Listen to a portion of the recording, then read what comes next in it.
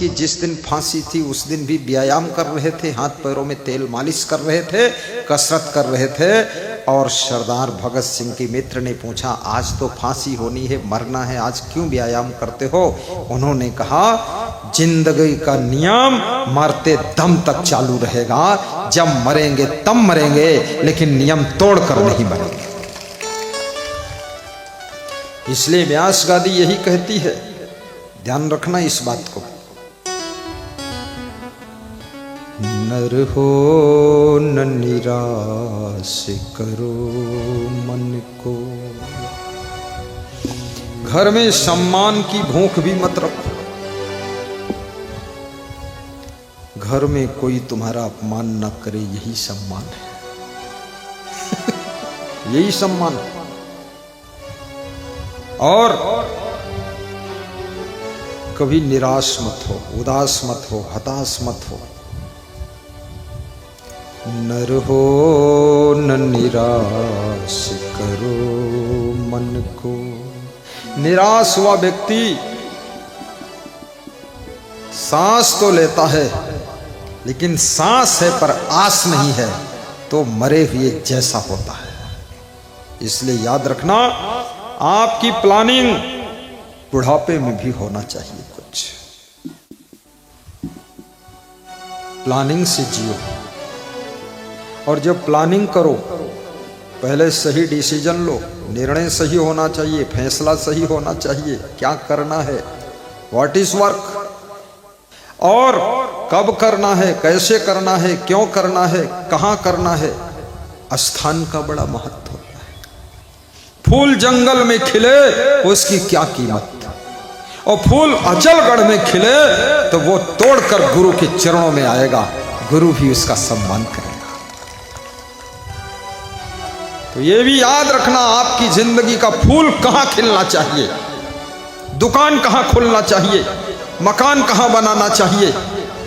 अगर ये डिसीजन गलत हो गया तो बना हुआ मकान भी तुम्हारे काम नहीं आएगा।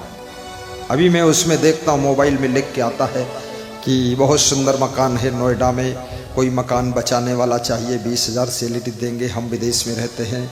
कोई बोलता दिल्ली में मकान है, गुजराती बोलते गुजरात में मकान है, बचाने वाला चाहिए, फैमिली सहित रह सकता है।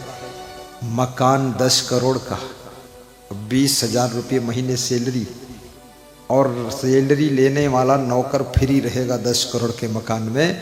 ये बनाने वाला कोई न कोई जन्म का कर्जदार था, उसमें रह कौन रहा है, ये सोचिए। बिना जरूरत के मकान भी मत बनाओ, और जब मकान बनाओ डिजाइन से बनाओ, प्लानिंग से बनाइए, मास्टर प्लान लीजिए। और साथ में ये भी निवेदन है कि मकान बनाते समय एक चीज का ध्यान रखना, मकान सुंदर हो, मकान सुविधाजनक हो, मकान में सुरक्षा भी हो। मकान के अंदर पहुंचे तो कोई भय वाली बात नहीं रहनी चाहिए कि अंदर कोई अचानक घुस जाएगा। कैसे घुस जाए, घुसने का चांस ही नहीं। और मकान में बालकनी जरूर बनाइए, ताकि छत के ऊपर से ही झांक सको कौन आया है। और खिड़कियों में जाली जरूर लगाइए, नहीं मच्छर आएंगे काटेंगे। और जाली अंदर लगाइए, कांच बाहर लगाइए। और मकान में एक छोटा मंदिर भी बनाइए, और मंदिर ऐसा छोटा मत बनाइए कि उसमें दम घुट जाए। बिल्कुल छोटा बना दिया, अगर पति बैठा तो पत्नी घुस ही नहीं सकती, और सांस लेना मुश्किल, न खिड़की है न कुछ है। मंदिर में पंखा लगाइए, मंदिर में छोटा एसी लगा दीजिए, और मंदिर थोड़ा बड़ा बनाइए। 2 बेटे, 2 बहुएं, 2 बेटियां, 2 दामाद, और 2 पति पत्नी, तुम और 2 तुम्हारे माँ बाप, ये 8-10 लोग बैठ जाए, एक साथ पूजा पाठ करो। अलग अलग क्या मंत्र पढ़ रहे हो, कोई कहता ओम नमः शिवाय, कोई कहत बोतल पीवाए। अरे उसी में बैठो जाकर साथ में, जो बोलना है वंदना करो। हे परख प्रकाशी भव दुख नासी, सद्गुरु देव कबीरम, तव पद सिर नाऊं विनय सुनाऊं नासो भव दुख धीरम। हे परख प्रकाशी भव दुख नासी सद्गुरु देव कबीरम। तव पद सिर नाऊं विनय सुनाऊं नासो भव दुख भीरम। हे परम विरागी मन गति त्यागी। गाइए, ताली बजाकर गाइए। वंदना है, प्रातः वंदना, जिसको रोज हम करते हैं। विषय विलासा आसन तासा दया क्षमा सतपाला। क्या आनंद आ गया। बोलो बोलो वंदना। तुमको मालूम नहीं, वहां से किताब खरीद लेना, उसमें प्रातः वंदना, संध्या वंदना, मध्याह्न वंदना, सब मंत्र वंत्र सब लिखा। मन गति साधक संस्कृत नाशक महावीर बल धीरा। जन मन मति भोरी शरण निहोरी। जय हरि भव भारा तव शरण बिहाई। गाते रहो, पूरा गाते। जग दुख अपरम पारा। यह बालक बारो पार उतारो। ते पद अम्बुज सेवा करी कृपा दास पर। जन्म मृत्यु दुख हर यही मिले वर देवा। सत सुमति प्रकाशो दुर्गुण नाशो। बंदी छोड़ दयाला प्रभु इष्ट कबीरम। प्रेम गंभीरम बोधक देव विशाला। यह विनय विहाना करए जो गाना। पावे सब सुख साजा सब पाप प्रणाश। ज्ञान प्रकाश हो परिपूरित काजा। करु विनय बहोरी दो कर जोरी। पुनि पुनि धरि पद शीशा करि क्षमा निवारो। मम दुख भारो दे पद प्रेम आशीषा। सिर पग धरि कर जोरी करे। नमन करो त्रिकाल। जन्म मृत्यु दुख बंधन हरो। सद्गुरु देव विशाल। बस ये प्रातः वंदना है और संध्या वंदना अलग है। ऐसी वंदना गाओ, परिवार के साथ बैठो। एक कमरा के बराबर ही पूजा मंदिर होना चाहिए। बस परिवार सहित। देखिए रामायण कहती है, हम सेवक परिवार समेता। नाथ न सकुचो आय सुदेता। हम सेवक परिवार समेता। नाथ न सकुचो आय सुदेता। उमरिया जिले में एक भक्त कह रहा था, मैंने बहुत बढ़िया मकान बनाया और पूजा मंदिर बड़ा बनाया और अपने घर में कह दिया मकान मेरे नाम है कि जो पूजा में नहीं शामिल होगा मकान खाली कर दो, अलग रहो जाकर किराए से। बोले तो पोती पोता सबसे पहले पूजम बैठ जाते हैं और सबको मंत्र वंत्र सब याद हो गए और बहुएं सबसे पहले आ जाती है। नहीं तो सब पता नहीं क्या अपने अपने कमरे में खुदर बुदर करते रहते थे, आते नहीं थे। हम बूढ़े अकेले बस बोलते थे हरे माधव हरे माधव हरे माधव, बाकी सब सूखे माधव उधर पड़े। बोले अब सब आते हैं। मैंने कहा मकान खाली कर दो, मैं इसमें साधु संत को रखूंगा जो पूजा पाठ करे और दान कर दूंगा, आश्रम बना दूंगा। तो सब डर गए, डर के मारे सब बोल रहे हैं भगवान की जय, श्री राम की जय, शंकर भगवान, ओम नमः शिवाय, और ये वो गणपति रिद्धि सिद्धि बुद्धि। हमने कहा मूर्खों कुछ बको, यहीं बैठो। तो ये जबरदस्ती भी इनको बिठाना पड़ेगा परिवार में, इससे सद्बुद्धि आएगी, कुछ तो ज्ञान होगा। 10 मिनट थोड़ा प्रवचन भी सुनाओ इनको। और जिस घर के लोग पूजा पाठ सत्संग भक्ति और भोजन, शाम का भोजन एक साथ कर लो, शाम को पूजा पाठ एक साथ कर लो, सुबह पूजा पाठ साथ में कर लो, वो घर नहीं है, पूरा घर ही मंदिर है, और इस घर के लोग देवी देवता से कम नहीं। बोलिए सदगुरु भगवान की जय, सद्ज्ञान दाता गुरुदेव की जय।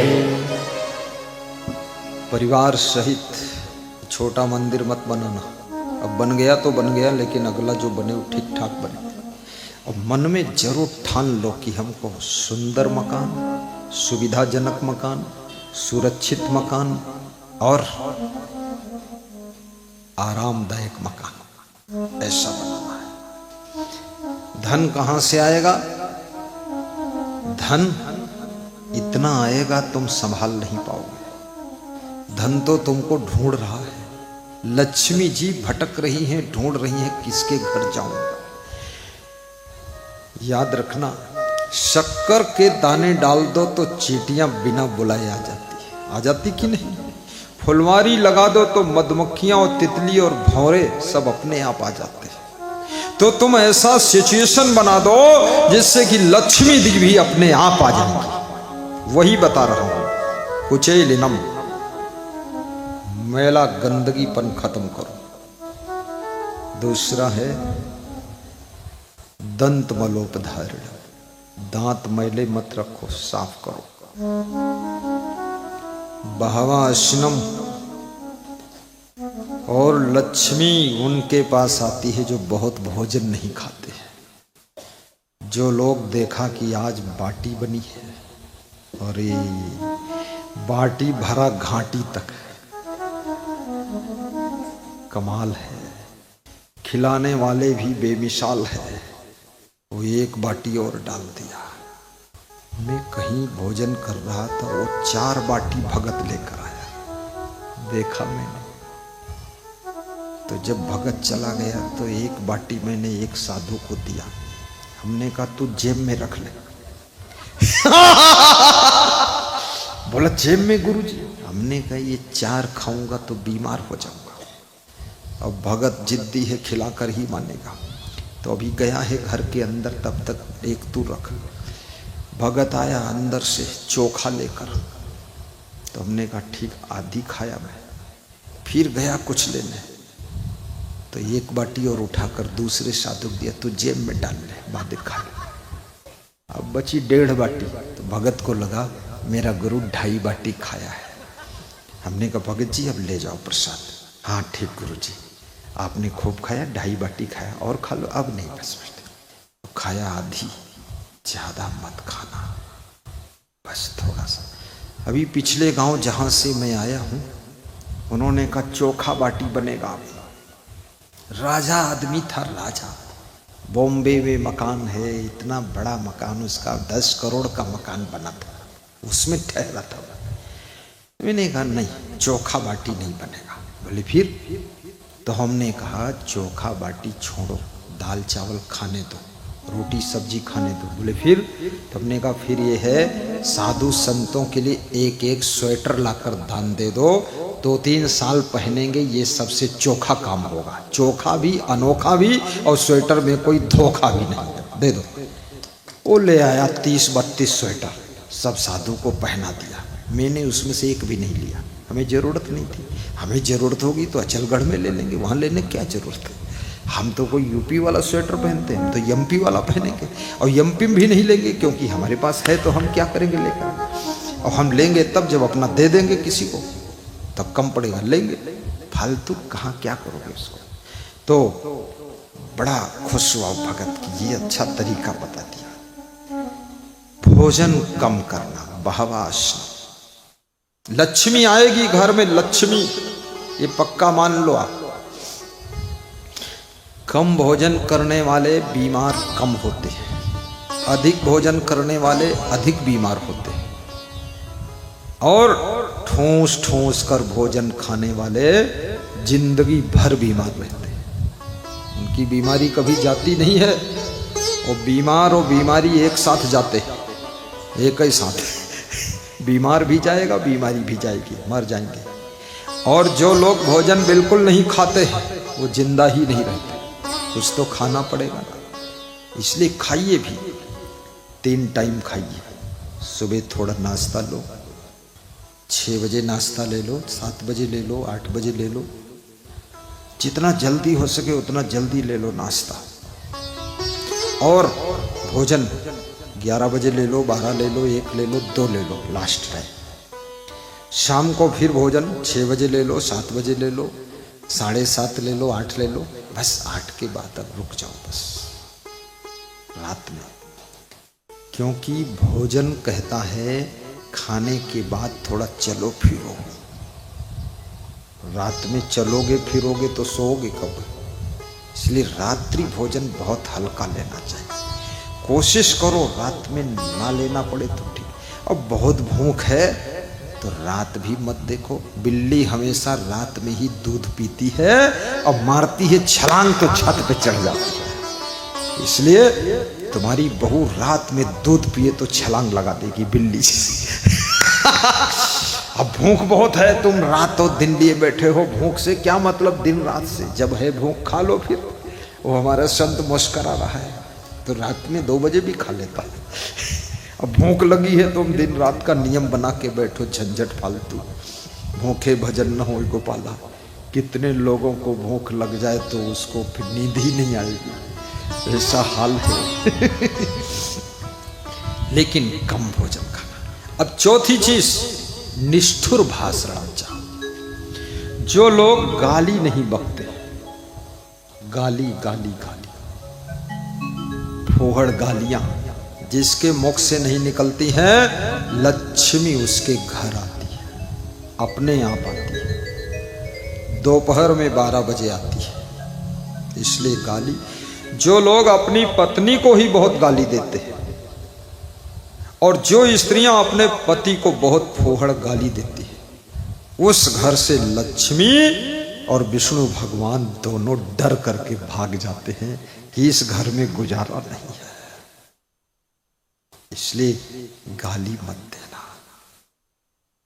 कितने लोग ऐसे हैं जो अपनी अपनी पत्नियों को गाली दे चुके हैं? जरा हाथ उठाइए। कोई नहीं है। एक आदमी उठाया, 2, 3, 4, 5, 6, 7, 8 लोगों ने तो हाथ उठाया है। बाकी है तो इसमें बहुत लोग। एक से एक जंडैल सिंह बैठा हुआ है। अब दे चुके सो दे चुके, ज्ञान नहीं था, ज्ञान था, जो था सो था। लेकिन अब आज से देना मना, बिल्कुल। ऐसी स्त्रियां कितनी हैं जो अपने पतियों को रोज गाली देती है? हाथ ऊंचा करो। एक स्त्री ने हाथ उठाया। अरे बाप रे बाप। अब ऐसी स्त्रियां कितनी हैं जो कभी कभी अपने पति को पीटती भी हैं? कोई नहीं, कोई नहीं, कोई नहीं। और ऐसे कितने पति हैं जो कई बार पिट चुके? हाथ उठाइए। सीनियर पति है? कोई नहीं है, कोई नहीं। पिटे भी होंगे तो इज्जत का सवाल है, कौन हाथ उठाए? कभी भी अपने पति को पीटना मत, पति को गाली मत दे। इससे भाग्य फूट जाता है। पति को जो गाली देती है स्त्री, तो याद रखना विष्णु भगवान नाराज हो जाते हैं। और जो पति अपनी पत्नी को मारता है, पीटता है, गाली देता है, अभद्र बातें कहता है, तो उससे लक्ष्मी जी रूठ जाती है। फिर तुम्हारे घर ना तो भगवान की कृपा रहेगी, ना लक्ष्मी जी की कृपा रहेगी। तुम कंगाल हो जाओगे, बर्बाद हो जाओगे। इसलिए ऐसी गलती मत करना। तो मैं आपको ये चौथी चीज, पांचवी, सूर्योदय चास्ता मिते शयानम। 5 बातें बताया। सूर्योदय के समय सोना और सूर्यास्त के समय सोना। कभी कभी बीमार हो तो बात अलग है, वो तो एक अपवाद रूप है, लेकिन प्रायः सूर्योदय के समय सोना नहीं चाहिए और सूर्यास्त के समय सोना नहीं चाहिए। सूर्योदय के समय जो सोता है और सूर्यास्त के समय सोता है, सबसे पहली बात उसका स्वास्थ्य अच्छा नहीं रहेगा, बहुत पैसा बीमारी में जाएगा, और साथ साथ में उसके घर में कभी लक्ष्मी की कृपा नहीं होगी। इसलिए जब सूर्य अस्त हो रहा हो तब कृपया सोना मत। सूर्य को अस्त हो जाने दो, उसके बाद तुम मस्त हो जाना। और सूर्य जब उदय हो रहा हो, निकल रहा हो, तो तुम भी निकल जाना, बिस्तर खोल के बाहर हो जाना। यानी आलस्य मत रखना। आलस्य गरीबी को जन्म देता है, आलस्य दुख को जन्म देता है। आलसी कभी मत बनो। तो न रहो न निराश करो मन को, कुछ काम करो, कुछ काम करो, जग में रहकर कुछ नाम करो, कुछ नाम भी हो आपका।